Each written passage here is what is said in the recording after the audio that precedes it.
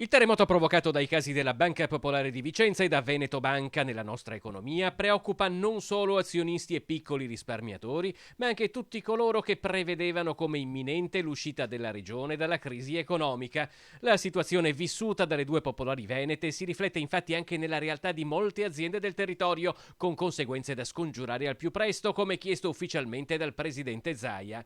In una lettera al governo e dai vertici della Banca d'Italia e della Banca Centrale Europea, il governatore ha ipotizzato un'operazione di salvataggio come avvenuto per altri 4 istituti di credito italiani. Ma proprio dal mondo imprenditoriale bassanese la prospettiva di una soluzione della crisi in tempi rapidi è vissuta con scetticismo. Ma per un governo come questo, che pensa solo agli affari di famiglia, credo ci siano poche possibilità.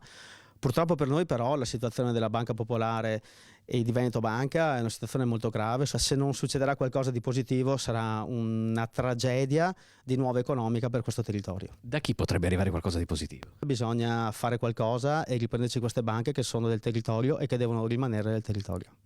Gli stessi dubbi sono confermati da William Beozzo, esponente di spicco della piccola industria bassanese e presidente di Confimi Veneto. Purtroppo, avendo un governo centrale distante dai nostri territori, vedo lontana la possibilità che il desiderio del nostro governatore porti un risultato positivo. Purtroppo noi abbiamo anche una situazione che l'immagine delle banche venete, soprattutto degli ultimi fatti di cronaca che sono emersi, non fanno emergere una gestione molto linda su quanto è il sistema bancario veneto.